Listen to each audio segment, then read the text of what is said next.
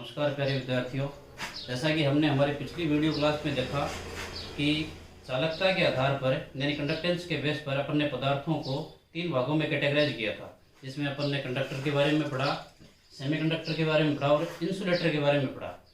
और पदार्थों को कंडक्टेंस के बेस पर जब तीन भागों में डिवाइड किया गया तो कौन से पदार्थ को कौन सी कैटेगरी में रखना है, इसके लिए एक पैमाना निर्धारित किया गया।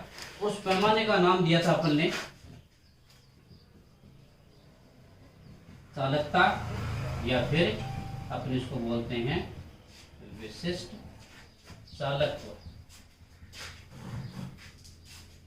इस विशिष्ट चालकत्व के बेस पर कि कौन से पदार्थ को कौन सी कैटेगरी में रखना है, चालक है, सुचालक है या फिर वो अर्धचालक है, कि कौन सा पदार्थ कौन से श्रेणी में आएगा, उसके लिए एक पैमाना बनाया गया। और उस पैमाने का नाम क्या रखा गया, पैमाने क्या बनाया गया, विशिष्ट चालकत्व या फिर चालकता। और अपन ने ये देखा कि कौन से पदार्थ की कौन सी रेंज है, कौन सी परास है।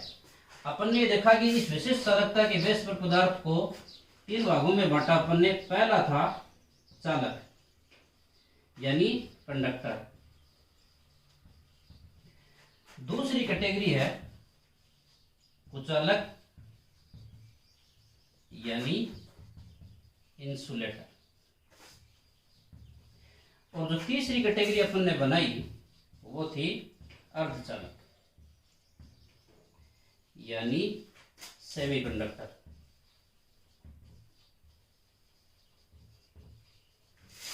और अपन ने ये देखा कि चालक के लिए जो रेंज है विशिष्ट चालकत्व की वो क्या थी, 10 टू दी पावर 10 की घात 7 से लेकर 10 की घात 4 ओम इनवर्स मीटर इनवर्स 40 की थी। कुचालकों के लिए जो परास थी वो 10 की घात -20 से लेकर 10 की घात -10 ओम इनवर्स मीटर इनवर्स। और अर्धचालकों के लिए जो रेंज थी, जो परास थी, वो थी 10 की घात -6 से लेकर 10 की घात 4 ओम इनवर्स मीटर इनवर्स। ये थी परास। ऐसे पदार्थ जिनकी विशिष्ट चालकता यानी चालकता इस परास में आती है उनको अपन चालक की श्रेणी में, जिनकी चालकता परास इस रेंज में है उनको अपन कुचालकों की श्रेणी में, और जिन पदार्थों की चालकता या फिर विशिष्ट चालकत्व है चालक और कुचालकों के बीच का है उन पदार्थों को अपन अर्धचालक यानी सेमीकंडक्टर की सीरीज में रखते हैं। ये अपन ने हमारी पिछली वीडियो क्लास में पढ़ा। आज की इस वीडियो क्लास में अपन चालक, अर्धचालक और कुचालक पदार्थों से संबंधित बैंड सिद्धांत के बारे में चर्चा करेंगे। तो आज का जो अपना टॉपिक है वो है बैंड सिद्धांत यानी बैंड थ्योरी। बैंड सिद्धांत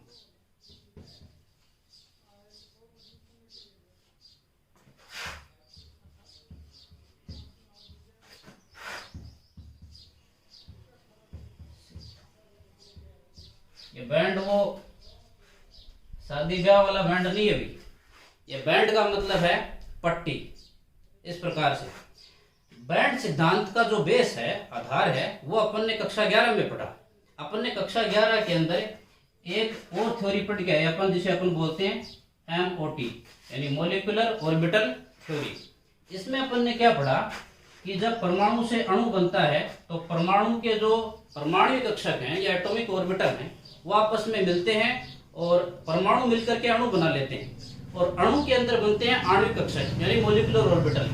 जैसे अपन एक सिंपल एग्जांपल लेते हैं, जैसे H2 अणु का। अब इस H2 अणु के निर्माण में दो हाइड्रोजन परमाणु पार्टिसिपेट करते हैं। एक हाइड्रोजन ये रहा और दूसरा ये रहा। इस हाइड्रोजन के पास एक 1s ऑर्बिटल है, उसमें एक इलेक्ट्रॉन है। इस हाइड्रोजन के पास भी एक 1s ऑर्बिटल है और उसमें भी एक इलेक्ट्रॉन है। जैसे ही दोनों हाइड्रोजन एटम एक दूसरे के नजदीक आते हैं, इसका मतलब है कि दोनों हाइड्रोजन परमाणुओं की ये जो परमाणु कक्षक है 1s ऑर्बिटल, ये एक दूसरे के नजदीक आकर ओवरलैपिंग करते हैं, अतिव्यापन करते हैं और नए कक्षकों का निर्माण कर देते हैं, जिन्हें अपन बोलते हैं आणविक कक्षक।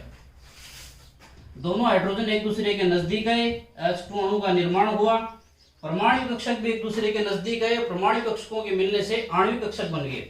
और अपने को यह पता है कि जितने परमाणु कक्षक ओवरलैपिंग में अतिव्यापन में भाग लेते हैं उतने ही क्या बन जाते हैं, आणविक कक्षक बन जाते हैं, जिनमें से आधे आणविक कक्षक तो लो एनर्जी के और आधे आणविक कक्षक एटॉमिक ऑर्बिटल से हायर एनर्जी के बनते हैं। दो परमाणु कक्षक भाग लेते हैं तो एटॉमिक ऑर्बिटल भी कितने बनाए अपन, दो, एक इनसे लोअर एनर्जी का और एक इनसे हायर एनर्जी का। जो लोअर एनर्जी के ऑर्बिटल बनते हैं उनको अपन बोलते हैं बंधी आणविक कक्षक और जो हायर एनर्जी के हैं इनको अपन बोलते हैं प्रतिबंधी आणविक कक्षक। यानी ये तो हो गए आपके एंटीबॉन्डिंग मोलिकुलर ऑर्बिटल MO और ये हो गए आपके बॉन्डिंग मोलिकुलर ऑर्बिटल। जो बंद के इलेक्ट्रॉन है वो बॉन्डिंग ऑर्बिटल में रहते हैं, यहाँ जो इलेक्ट्रॉन होते हैं वो बॉन्डिंग में पार्टिसिपेट नहीं करते। ये अपन ने ये बातें पढ़ी थी अपन ने कक्षा 11 के अंदर। अब इसी MOT को आधार बनाकर अपन बंद जो बैंड थ्योरी है, जो बैंड सिद्धांत है, उसकी चर्चा करेंगे और इसी बैंड सिद्धांत के आधार पर अपन चालक, कुचालक और अर्धचालक पदार्थों की व्याख्या करेंगे।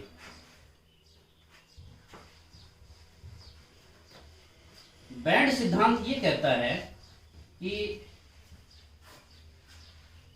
पदार्थ जो होते हैं, और वो अपने को पता है कि पदार्थ जो होते हैं वो कंपोनेंट पार्टिकल से मिलकर बने होते हैं। कंपोनेंट पार्टिकल जो है वो अणु हो सकते हैं, परमाणु हो सकते हैं और आयन हो सकते हैं। अपन इस बैंड सिद्धांत के अनुसार, यानी MOT है इसका बेस, ये सिद्धांत ये कहता है कि जैसे अपने पास मेटल है, धातु है कोई भी, जैसे लिथियम है। अब लिथियम धातु किसी दूसरे लिथियम के परमाणु के साथ जब ओवरलैपिंग करती है तो लिथियम के पास एक 1s ऑर्बिटल जिसके अंदर कितने इलेक्ट्रॉन है, लिथियम का इलेक्ट्रॉनिक विन्यास लिथियम कितने पर है, 3 पर। इलेक्ट्रॉनिक कॉन्फ़िगरेशन क्या होगा इसका, 1s2 2s1। तो एक लिथियम का ये परमाणु है, जैसे लिथियम, जिसके 1s ऑर्बिटल में कितने इलेक्ट्रॉन है, 2। इसके 2s ऑर्बिटल में कितने इलेक्ट्रॉन है, 1 इलेक्ट्रॉन। ये दूसरा लिथियम का एटम है जिसके 1s ऑर्बिटल में कितने इलेक्ट्रॉन है, 2। 2s में कितने इलेक्ट्रॉन है, 1 इलेक्ट्रॉन है। जब दोनों ऑर्बिटल आपस में ओवरलैपिंग करेंगे तो 2 मोलिकुलर ऑर्बिटल बन जाएंगे और इलेक्ट्रॉन अपने पास कितने हो गए, 2 + 2 4। 2 इलेक्ट्रॉन अपन ने बॉन्डिंग में भर दिए, 2 इलेक्ट्रॉन अपन ने एंटी बॉन्डिंग में भर दिए। इसी प्रकार जब 2s ऑर्बिटल भी ओवरलैपिंग करेंगे तो इन 2 ऑर्बिटल के ओवरलैपिंग करने से 2 मोलिकुलर ऑर्बिटल बन जाएंगे, एक बॉन्डिंग और एक एंटी बॉन्डिंग। लेकिन यहाँ इलेक्ट्रॉन कितने हैं, 1 + 1 2 इलेक्ट्रॉन, और दोनों इलेक्ट्रॉनों को अपन इलेक्ट्रॉनिक विन्यास के नियमों से लोअर एनर्जी के ऑर्बिटल में भरेंगे, यानी नीचे के ऑर्बिटल है इनमें भर देते हैं। ये ऑर्बिटल रह गया खाली। अब अपन ने सपोज किया, अपन ने माना कि अपने पास केवल 2 लिथियम के परमाणु, लेकिन जब अपन मेटल की बात करते हैं, किसी धातु की बात करते हैं या किसी भी पदार्थ की बात करते हैं, तो वहां केवल 2 परमाणु नहीं होते हैं, वहां इस प्रकार के असंख्य अरबों खरबों परमाणु होते हैं। और जब वो परमाणु आपस में ओवरलैपिंग करते हैं, यानी उनके एटॉमिक ऑर्बिटल आपस में मिलते हैं, तो बहुत सारे एटॉमिक ऑर्बिटल मिलकर के बहुत सारे मोलिकुलर ऑर्बिटल बना देते हैं। जैसे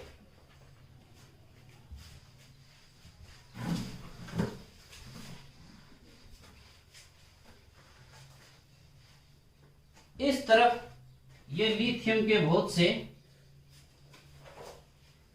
ऑर्बिटल,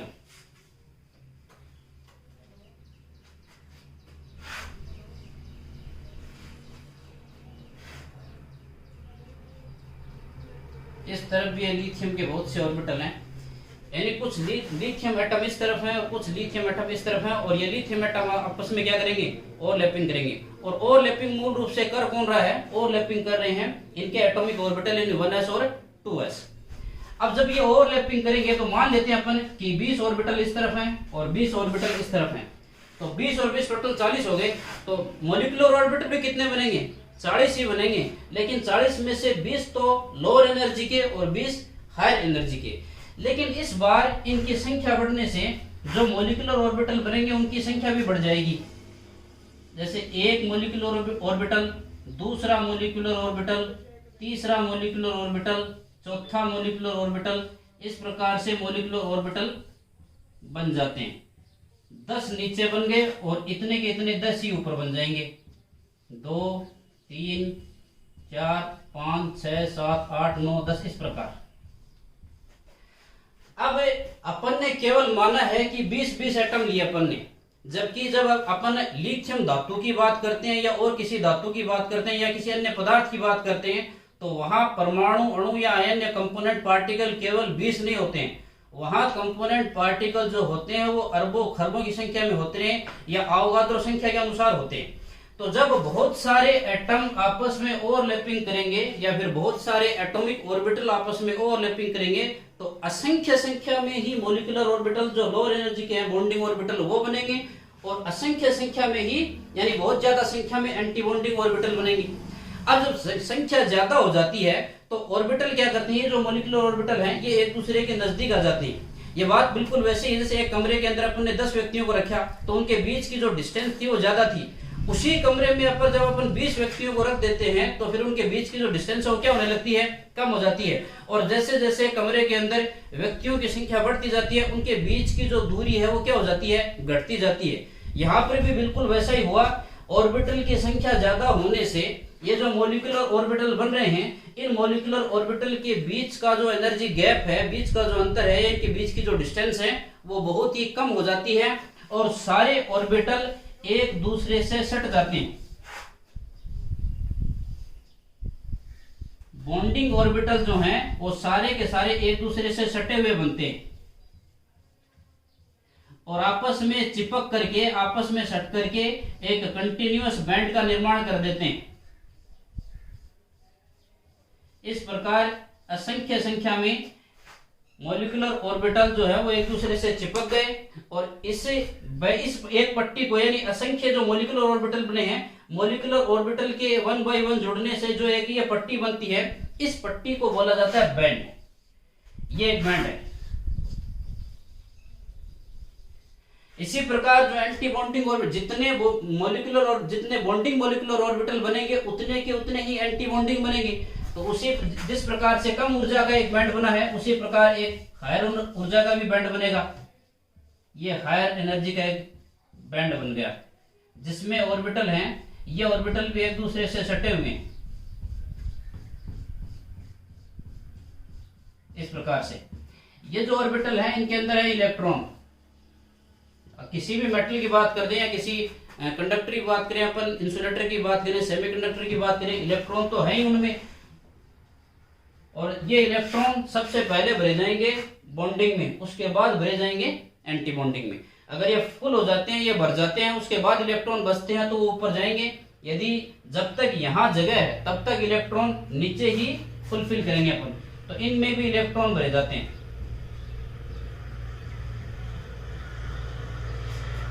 ये जो नीचे वाला बैंड है जो किस कारण से बना है, जो बना है बंधी आणविक कक्षकों के कारण।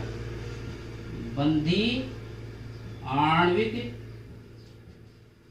कक्षकों के कारण बना है। इस बंधी आणविक कक्षकों के कारण बनने वाला जो बैंड है, इस बैंड को नाम दिया जाता है वैलेंस बैंड यानी संयोजी बैंड।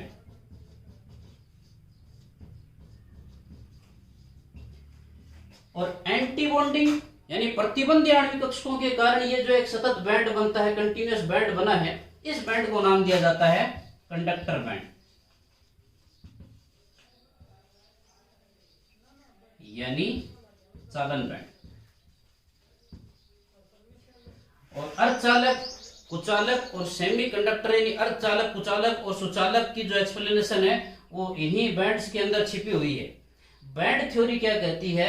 बैंड थ्योरी ये कहती है कि जब पदार्थ के अंदर उपस्थित जो कंपोनेंट पार्टिकल हैं उन कंपोनेंट पार्टिकल के एटॉमिक ऑर्बिटल आपस में ओवरलैपिंग करते हैं तो ओवरलैपिंग करने के कारण मॉलिक्यूलर ऑर्बिटल का निर्माण हो जाता है। जो असंख्य संख्या में जो एटॉमिक ऑर्बिटल मिलते हैं तो असंख्य संख्या में ही मॉलिक्यूलर ऑर्बिटल बन जाते हैं। और मॉलिक्यूलर ऑर्बिटल बहुत ज्यादा संख्या में होने के कारण जितने भी बॉन्डिंग ऑर्बिटल हैं, जितने भी बॉन्डिंग मॉलिक्यूलर ऑर्बिटल है, वो एक दूसरे से सट करके एक कंटिन्यूअस बैंड बना लेते हैं। बॉन्डिंग मॉलिक्यूलर ऑर्बिटल के कारण ये जो कंटिन्यूअस बैंड बनता है, इस बैंड का नाम है वैलेंस बैंड यानी संयोजी बैंड।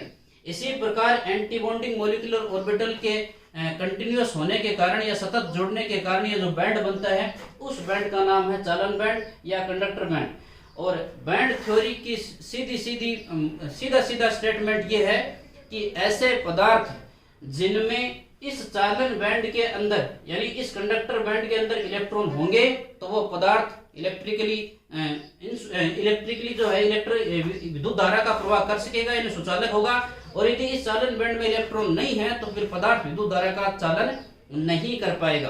अब अपन इस बैंड थ्योरी के बेस पर चालक, कुचालक और अर्धचालक को किस प्रकार एक्सप्लेन करेंगे। तो ये सिद्धांत ये कहता है कि जो धातुएं हैं वो विद्युत की सुचालक होती हैं।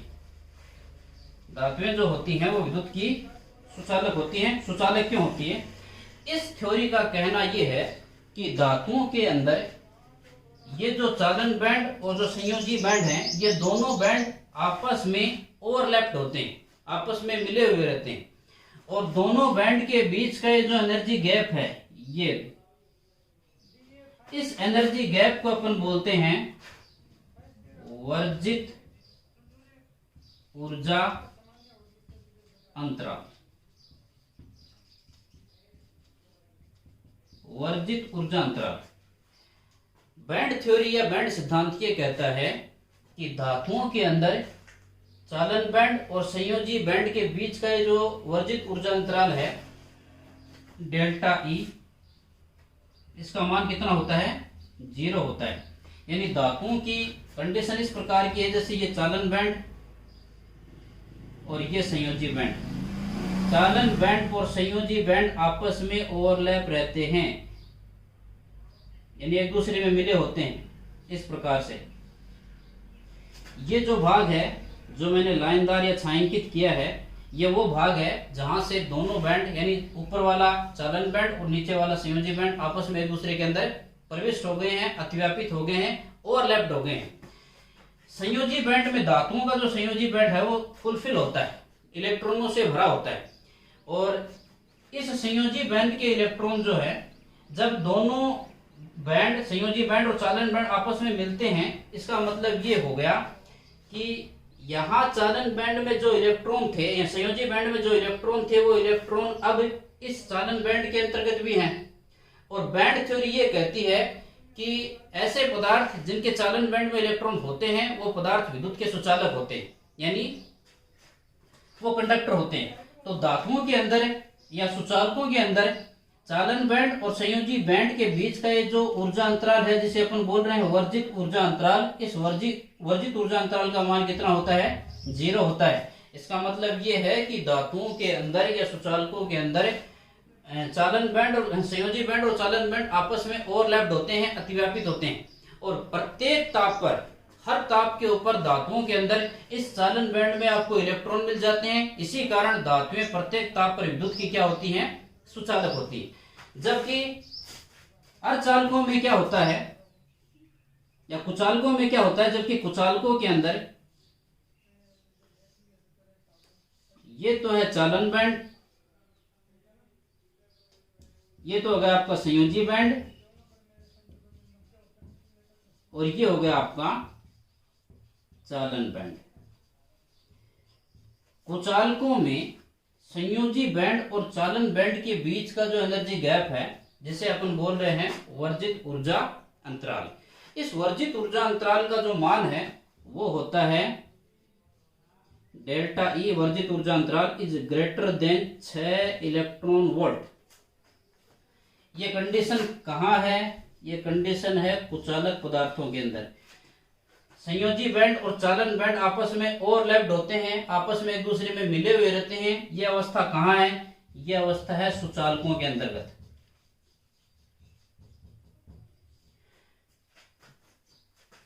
कुचालक पदार्थों में चालन बैंड और संयोजी बैंड के बीच का एनर्जी गैप, जिसे अपन वर्जित ऊर्जा अंतराल कह रहे हैं, यह वर्जित ऊर्जा अंतराल 6 इलेक्ट्रॉन वोल्ट से ज्यादा होता है। इसका मतलब कुचालकों में अधिकांश तापों पर इलेक्ट्रॉन संयोजी बैंड से चालन बैंड में नहीं जा पाते हैं, क्योंकि इलेक्ट्रॉनों को नीचे से ऊपर जाने के लिए, चालन बैंड में जाने के लिए बहुत ज्यादा एनर्जी की जरूरत है, जो सामान्य तापों पर उपलब्ध नहीं हो पाती है। लेकिन वैसे भी अपन जैसे जैसे ताप बढ़ाते हैं वैसे वैसे कुचालकों में कुछ इलेक्ट्रॉन संयोजी बैंड से क्रमोन्नत होकर या प्रमोट होकर के कहाँ चले जाते हैं, चालन बैंड में चले जाते हैं। तो वो ताप या वो अवस्था जिस पर कुचालकों के लिए इलेक्ट्रॉन संयोजी बैंड से चालन बैंड में चले जाते हैं, उस अवस्था को अपन ब्रेकडाउन की स्टेज कहते हैं, यानी भंजन की अवस्था कहते हैं।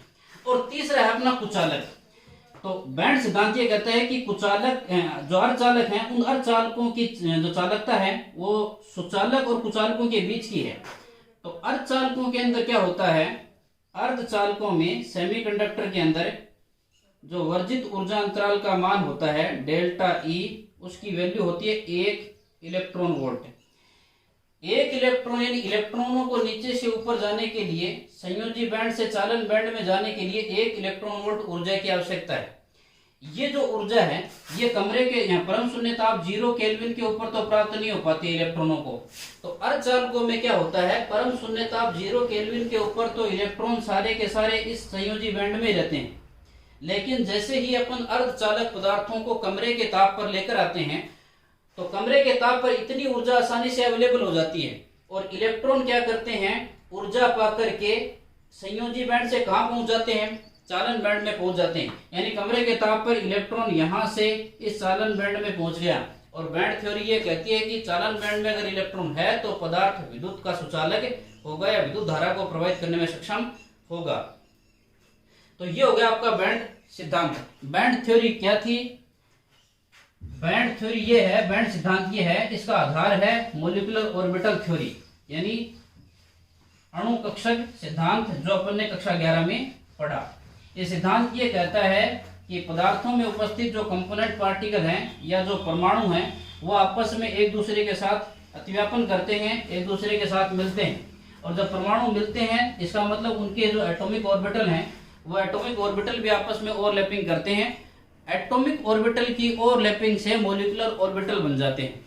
और मॉलिक्यूलर ऑर्बिटल जैसा कि अपन धातुओं की बात करें या कुचालकों की बात करें, अर्धचालकों की बात करें, पदार्थों के अंदर असंख्य परमाणु एक दूसरे से मिलते हैं, एक दूसरे के साथ बंध बनाते हैं।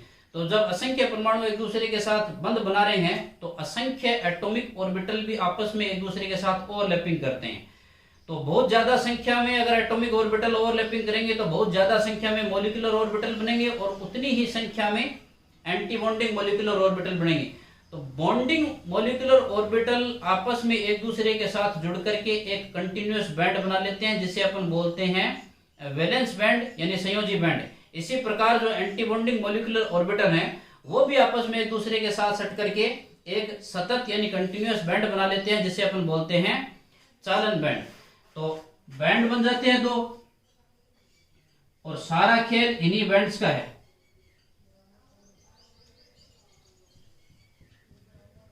ये तो हो गया आपका चालन बैंड जो कि हायर एनर्जी का है। ये हो गया आपका संयोजी बैंड, वैलेंस बैंड।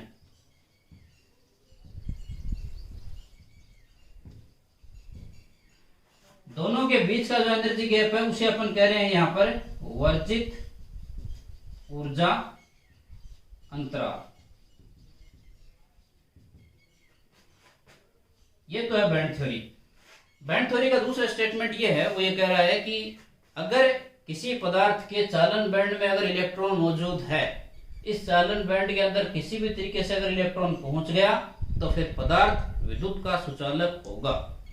पहली बात कि एटॉमिक ऑर्बिटल मिलकर के क्या बनाएंगे, मॉलिक्यूलर ऑर्बिटल बनाएंगे, बॉन्डिंग मॉलिक्यूलर ऑर्बिटल और एंटी बॉन्डिंग। जो बॉन्डिंग मॉलिक्यूलर ऑर्बिटल हैं वो सारे के सारे मिलकर के वैलेंस बैंड का निर्माण कर लेंगे। जो एंटी बॉन्डिंग मॉलिक्यूलर ऑर्बिटल हैं वो सारे के सारे मिलकर के कंडक्टर बैंड का निर्माण कर लेंगे। और अपने को यह पता है कि ये जो बैंड बना है चालन बैंड, ये किस वजह से बना, एंटी बॉन्डिंग ऑर्बिटल के मिलने से बना।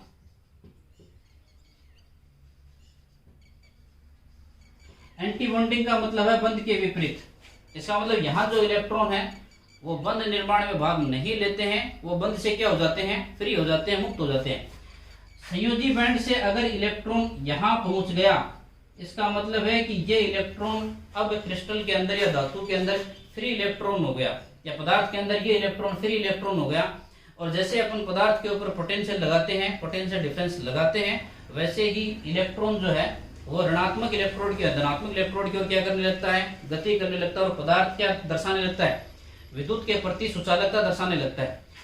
तो ये जो ऑर्बिटल बन रहा है, ये जो बैंड बन रहा है, जिसे अपन चालन बैंड कह रहे हैं, ये चालन बैंड एंटी बॉन्डिंग ऑर्बिटल के मिलने से बना है। और एंटी बॉन्डिंग मॉलिक्यूलर ऑर्बिटल के जो इलेक्ट्रॉन होते हैं वो बंध से फ्री होते हैं, बंध निर्माण में पार्टिसिपेट नहीं करते हैं। यहाँ पहुंचने वाले इलेक्ट्रॉनों को अपन फ्री इलेक्ट्रॉन बोलते हैं, मुक्त इलेक्ट्रॉन बोलते हैं। और जैसे ये इलेक्ट्रॉन नीचे से ऊपर गया है निकल के, तो नीचे एक पॉजिटिव होल भी बना है, क्योंकि यहाँ से इलेक्ट्रॉन ऊपर चला गया, ये इलेक्ट्रॉन तो बंध से फ्री हो गए, लेकिन जहां पर ये इलेक्ट्रॉन बंध में भाग ले रहा था उस जगह एक धनात्मक छिद्र या पॉजिटिव होल बन जाता है। इस प्रकार जब इलेक्ट्रॉन संयोजी बैंड से चालन बैंड में पहुंचते हैं, तो एक तो इलेक्ट्रॉन मुक्त इलेक्ट्रॉन उत्पन्न हो गए, और दूसरा संयोजी बैंड के अंदर पॉजिटिव होल बन गए। इस प्रकार ये मुक्त इलेक्ट्रॉन और पॉजिटिव होल क्रिस्टल को सुचालक बना देते हैं, या क्रिस्टल को विद्युत धारा के प्रति सुचालक बना देते हैं। और इनको अपन अलग अलग समझें, सुचालक, कुचालक और अर्धचालक। सुचालकों को बैंड थ्योरी या बैंड सिद्धांत क्यों समझा रहा है कि सुचालकों के अंदर ऊपर का जो बैंड है, ऊपर की जो पट्टी है, उसे अपन बोल रहे हैं चालन बैंड।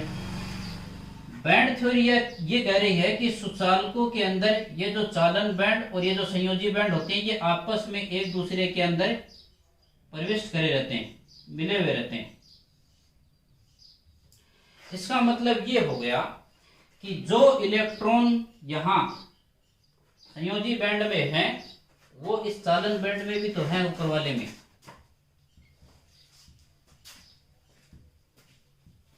ये आपका संयोजी बैंड,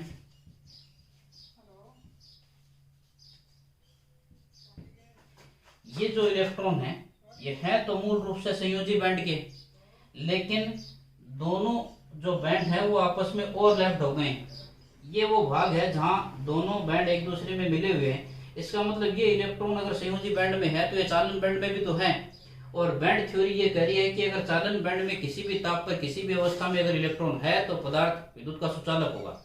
इसका मतलब सुचालक पदार्थों के अंदर प्रत्येक ताप पर, सुचालक पदार्थों में प्रत्येक ताप पर इस चालन बैंड में इलेक्ट्रॉन मौजूद रहेंगे।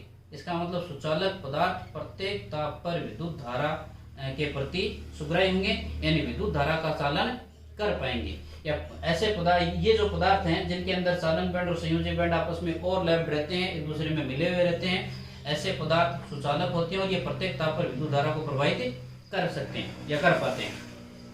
कुचालकों में दोनों बैंड्स के बीच का जो एनर्जी गैप है, जिसको अपन क्या कह रहे थे, वर्जित ऊर्जा अंतराल।